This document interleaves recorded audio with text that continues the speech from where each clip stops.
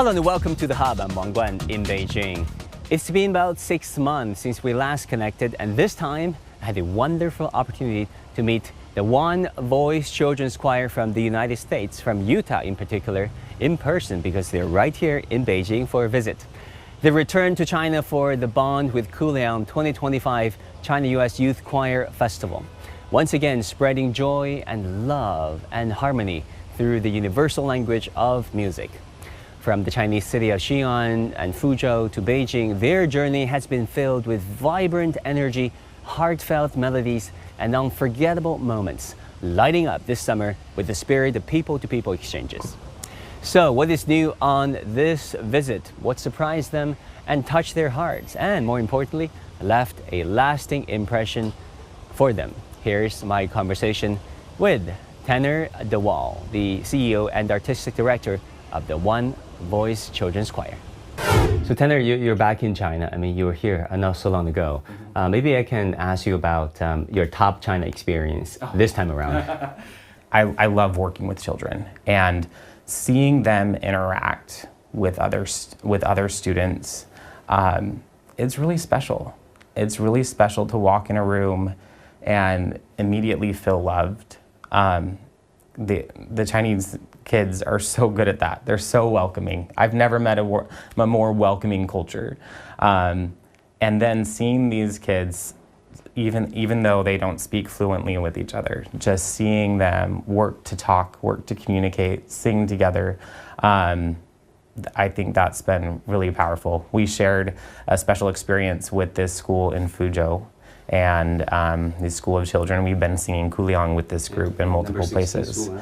Yep, and they're going to sing that again today. And that has been really special to be able to interact with them in multiple occasions. The first day we got there, and you could tell the kids were a little bit nervous as they were singing the song together for the first time. And now every time they see him, it's big waves and so excited, and it's really special to see that. What about Xi'an, Beijing, and other cities? Yes. Seeing the Terracotta Warriors in Xi'an was unbelievable. Like how vast that location is. It's hard to really comprehend on the time that it took to do those things. I think that is one of the things too that I really respect about Chinese culture and Chinese history is the intricacy of creating something. And the time and effort that it takes to do that. I could only imagine it would take me years to do one of those figures, and yet they have so many. And then we were just at a museum yesterday, and they had beautiful jade carvings, and those, wow, the detail in them was unbelievable. I couldn't even draw something like that. And no, we're also learning lots creativity-wise from you guys. I mean, of course, when it comes to hard work, discipline, there's a plethora of hard workers here. Yeah. But I think it takes learning from both sides. Yes, for sure. And at the end of the day, I think we both want and are hoping for the same thing. A world filled with peace, a world with people who care about each other, a world where people are looking to understand each other first before they're finding any fault. Because I think if you do look for fault or issue with someone or something, you're going to find it. But if you look and think that they have the best intentions in mind, you're going to find out we're so much more on the same page. How do you see the kids expressing their confidence while singing in Chinese, which is their foreign language, of course? It's an alien language. Yeah. It's from the Far East, let's say. Did you observe that kids eventually find their confidence in singing in Chinese? Yeah, and it's small steps. First, they have to know the notes, and then they have to go word by word.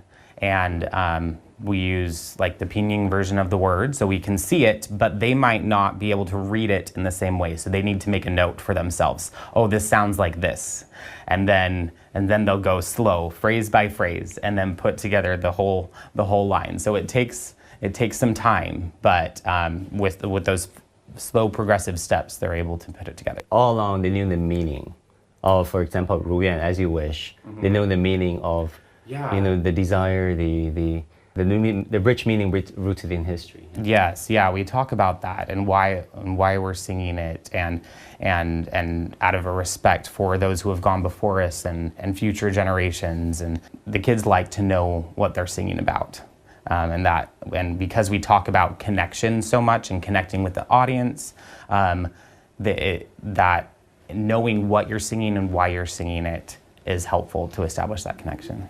To what extent do you think the lyrics of As You Wish resonated with the kids and with you?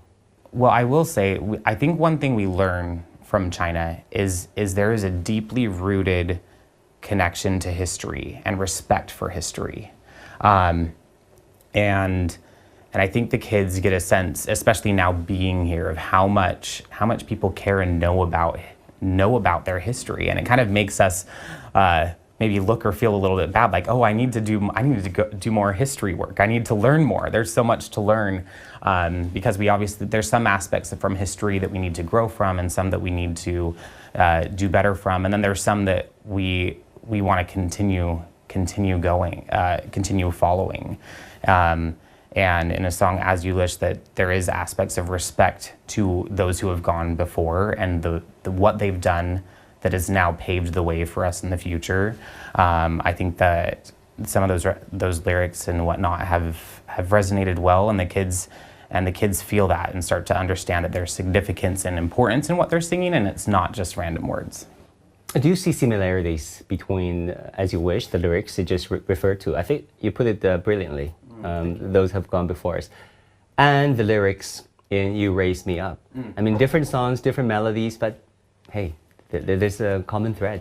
You know, our mission as One Voice Children's Choir is to inspire the world, and there's a lot of different songs that have, in both cultures, that have similar themes. And yeah, so You Raise Me Up is about being lifted up by other people, and the message is totally similar. And I think at the end of the day, even though we might not understand all the songs being sung, I think so many of them are connected in the feelings of what we're being singing about. How do you feel about the power that One Voice Children's Choir could have garnered in making their presence felt in China, loved by the Chinese, and really making a splash globally in making people rethink about the nature of interstate relations? Well, I'm glad it's making people rethink, like you say, because oftentimes nowadays people are very quick to jump to conclusions, or to just what people might assume about different cultures and places. All of us could benefit from kind of stopping and pausing and thinking about both sides, if there even are sides, because at least in my interactions in my lifetime, as I've gone to different places and visited different places, I am seeing so many good people and kind people, and I'm running into people on the street, and you don't know it all, and you drop something and they pick it up for you, and so to jump to any conclusion that a culture or a people is wrong or different in a way that's negative, I'm like, it's kind of old thinking and unfortunate thinking, and we need to make sure our young kids are very open in how they're living, and not scared of getting to know other people, and making sure that they're not just looking at negative things online.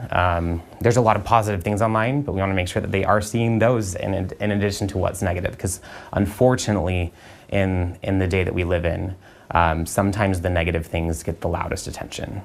And don't you think that sometimes, or most of the times, narratives are more important than facts? What some people call alternative facts, alternative truth. I mean, if people come to the United States and see it for itself, or come to China and see it for themselves, they pick up the little things, like you mentioned, that form their perception about that society and culture, that can be totally different from what they watch on television, read in newspaper. Oh yeah, yep, for sure. And you think, how do the kids feel about their China experience overall? They love it, and I don't.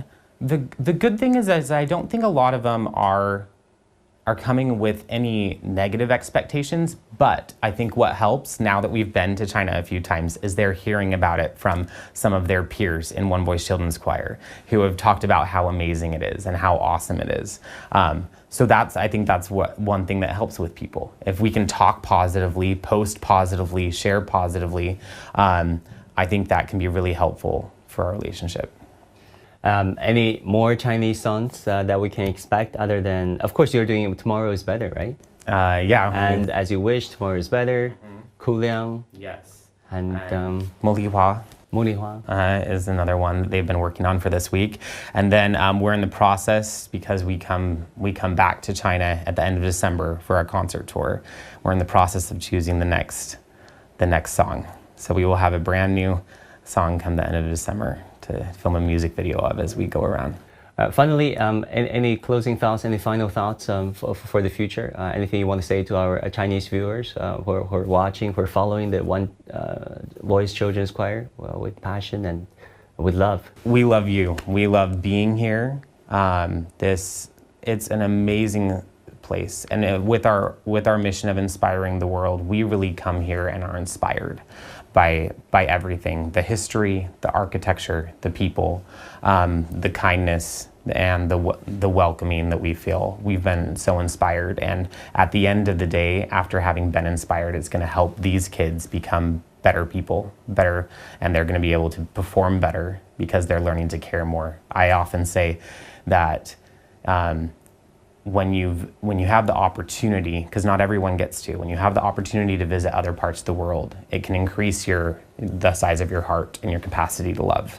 And I think that's really what's happening here with the kids. So thank you so much. No, thank you, Tanner. Thank you for coming and bringing these wonderful kids and for putting everything together. Thank you, and come back again. We will. We'll see you soon. Thank you.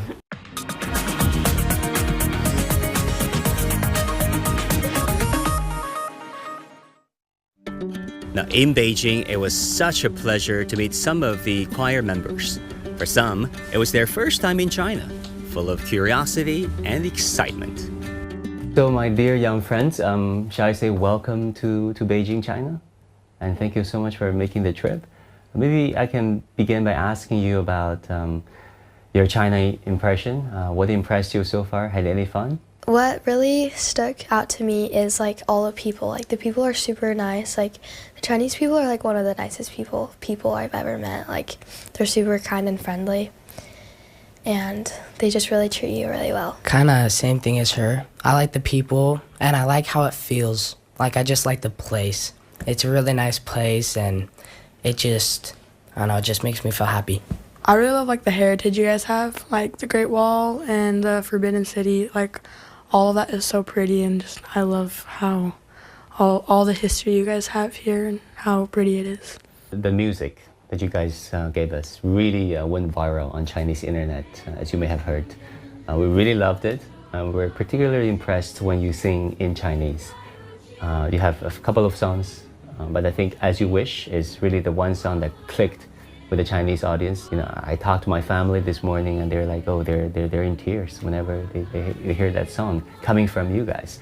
Yeah, we sang Wish again this tour, and we sang Kuliang. So tell me about singing in Chinese, how hard it is to pick up the Chinese and sing it. It was pretty hard, but when we learned it, they kind of put words, like made the words look like in like American words and how it would sound.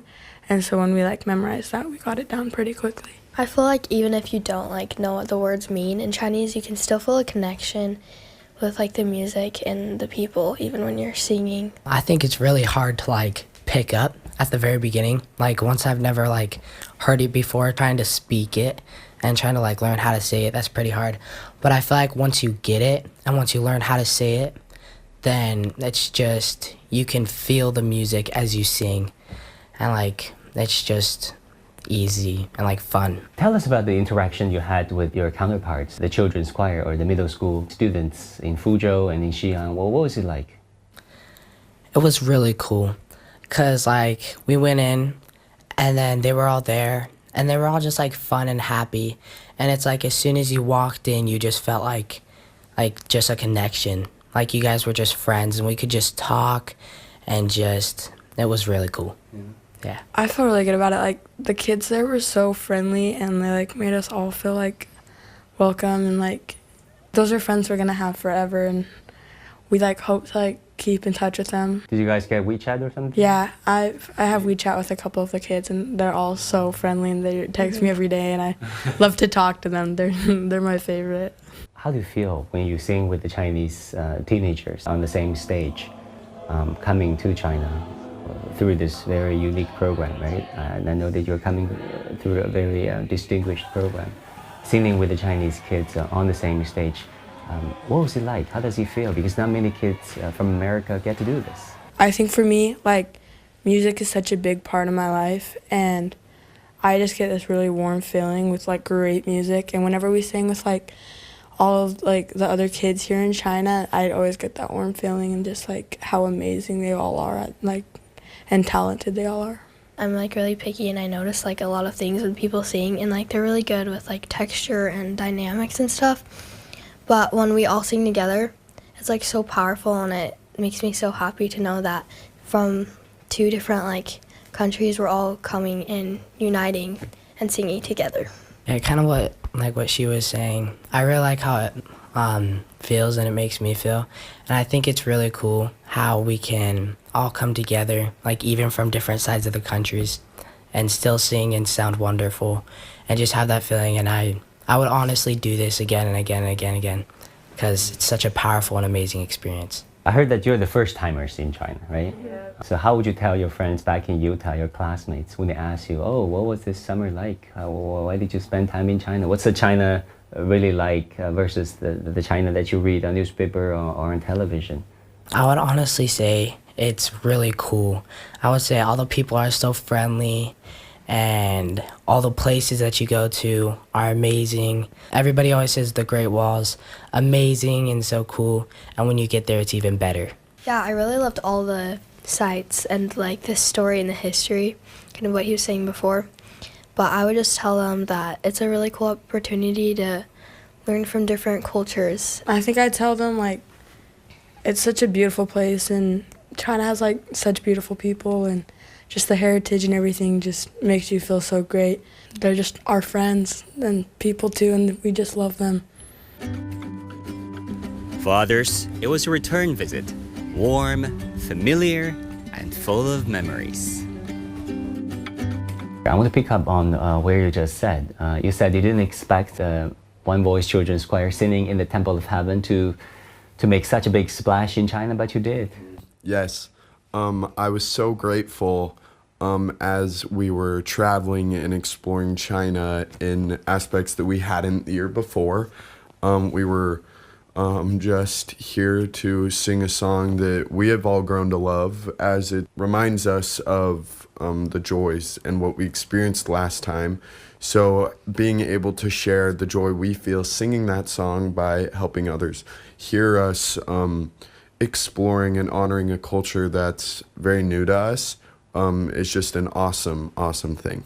I think it's just, like, so cool. Like, I've loved learning, like, the Chinese songs that we've gotten the opportunity to sing. Like, I think that that's one of my favorite parts of coming to China, because, like, being able to interact with, like, people and, like, share, like, a message through, like, their language is so cool. And it's just, like, such an amazing opportunity to be able to, like, learn, if not all of, just, like, part of a different language, and just, like, be able to express, like, messages through that. Yeah. Cosette, how do you feel? I mean, Chinese is, of course, is a hard language, but you somehow digested the meaning and expressed it out and presented it I think in a perfect way. Yeah, it took a lot of hard work. I think for everyone who's learning the song, it took hours of rehearsal. It took listening to make sure we were singing it right, because our pronunciation's not always perfect. We wanted to make sure to get it as correct as possible, because language is how to communicate with others. And in China, while many people speak English and are familiar with English songs, Chinese is their language, and the Chinese songs are what's really going to connect to them. And so we really wanted to make sure we had some songs in Chinese. And I just think As You Wish was just such a beautiful song. As you said, with such rich cultural history. And so we decided to sing that one, and just the result and love we felt from the Chinese audiences, it's made every single hour of rehearsal completely worth it. I would do hours more. And this time you brought more Chinese songs, right? Yes. You sing a Chinese song in Kuliang. Have you guys heard the story of Kuliang? Yes. It's about a guy called Mr. I think Gardner, who spent his teenage years, not even, maybe younger, in Kuliang. And upon his deathbed in the United States, he never returned. Upon his deathbed in the United States, he just murmured the word Kuliang, Kuliang, Kuliang. And his widowed wife went back to Kuliang at the invitation of our leaders, and then revisited that place and reconnected it. So that place really became a hub of China-U.S. friendship, despite what's going on right now. How do you like that story and then being there and singing? Well, yeah, learning that story was so emotional because, you know, every other time we've come to China, we've learned some incredible Chinese history and Chinese culture, but, you know, this was a place for the first time, having been to China 3 times, where, you know, it was our culture as well and our history as well. You know, something that we, you know, it was the U.S. was there, and it was learning that was like, wow, like we're really not the first, you know, people from the U.S. to really love and appreciate and fall in love with China.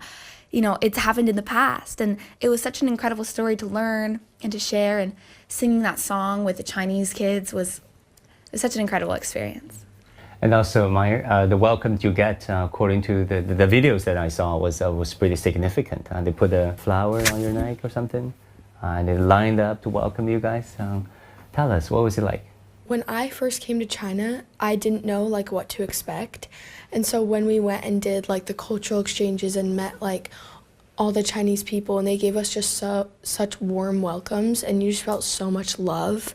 And like I can't even express how much love I have in my heart for like the Chinese people. Like it's really just changed my life. Like the people here are just so incredible and so loving. And I think that the people here is what like draws me back to China, and I just feel like this pull back to China because the people here are just so welcoming and loving, and it's just unlike anything I've ever experienced before. I felt it that way when I was in the United States too. You know, people are very, very nice and down to earth. Lincoln, so what about you? Which part of the China trip impressed you the most? You went to Xi'an, Fuzhou, and then Beijing. I was very, very impressed with the terracotta warriors. In school, I've spent so much time learning about them, and it's always been a dream of mine to see them and experience them. So that was an amazing opportunity. I also love just being in China. No matter what we're doing, there's just a spirit and an energy here of so much connectedness and just very like family. No matter who you are, everyone's connected, and it's a great feeling to have. I think we call it a fraternity in Chinese, like Yes, brotherly like love in Chinese language. Fraternity. Yeah, That's this word in English, I think. exactly what I feel, and I guarantee everyone else feels, and I will forever miss it. This is what, the 3rd China trip or a 2nd? Third. China trip. How would you compare this one versus the previous 2 ones? This one's been very different from the past 2. The past 2, we've had the opportunity to kind of have our own little concert tour series where we could take our 2-hour set show, and you know, we go to different concert halls in different cities and really perform. And you know, it's usually just us traveling with our crew and our help, and you know, we go city to city, and you know, we really meet a lot of different people. We don't have as much chances to really interact with people because we're always moving, always traveling, city to city. This tour has been very different because, you know, it's only 3 cities, and we're not the only choir here. There's lots of other choirs here. But I find that we get a lot more chance for interacting with other people.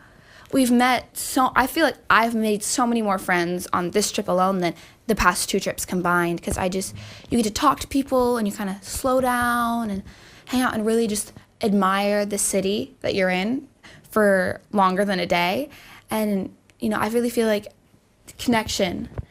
there's a lot more chances for connection on this tour. And I heard that you're also practicing a Chinese song called Tomorrow Will Be Better, right? Yes. How is that coming along? We sang Tomorrow Will Be Better the first time that we came to China. It was the first Chinese song that I'd ever learned, and that like really introduced me to like Chinese and like the culture, and it was so cool. It was definitely really hard because I had never like heard any Chinese, you know, like it was something new. But it was like so amazing being able to like, when we first sang that song on stage, it was just, the audiences, we got so much love and they just like wanted more, and it was just amazing. Like the feeling that I got in my heart when we like sang that and their reaction, it was like unlike anything I'd felt before. It was amazing. Memorizing everything in the head. Do you still have everything in the head for Tomorrow Will Be Better? Yes. Oh, yeah. Oh, really? Sometimes. Yes. Yeah. Yes. Yeah. I feel like once you memorize it and sing through it, it really just like gets like, whenever you hear it, it just comes back to you. Like I feel like I'll remember Tomorrow Will Be Better. Can I humbly ask you to sing like a little bit of Tomorrow Will Be Better? Just want to do the chorus. Yeah. Like, 当你努力的理想 伸出你的双手，让我拥抱着你的梦，让我拥有你热情的面孔，让我们的笑容充满着青春的骄傲，让我们期待明天会更好。 Wow, nice. Very good, very good. Wow, this is touching. You know, we're doing this as part of the cultural exchanges between our two countries. On the international relations scale, on the political point of view, we don't have the best of relations on the political level, but I think you guys really made people see that music transcends politics and transcends cultures. So any final thoughts that you want to say to our Chinese viewers who might be watching this program? When we were here listening to some of the other choirs, a song was sung that said it starts with your neighbor.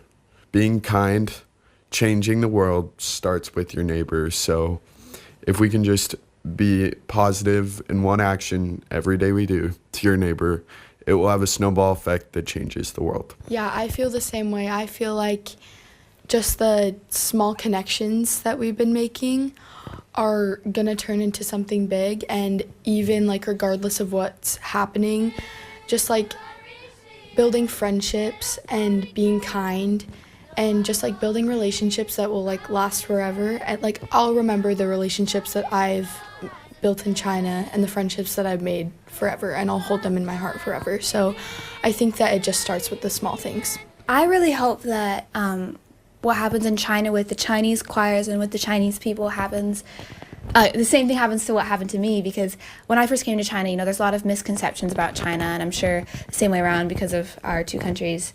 But, you know, when I went home, I was able to share my experiences with my friends and my family, and a lot of them were surprised, and they're like, really? And, you know, and it's all positive, and, you know, we're able to share experiences and grow, and then they tell their friends and family, and it kind of just spreads until everyone I know is kind of like, hey, okay, China, like you know, it creates a more positive idea of China, and I really hope that here in China the same thing is happening. You know, that we're sharing our shared love for music and our shared connections and experiences, and that really snowballs into just a wider spread of love and connection between our two countries as a whole. And that will do it for this edition of The Hub on CGTN. I'm Wang Guan in Beijing. Thank you so much for tuning in. I'll see you again next time.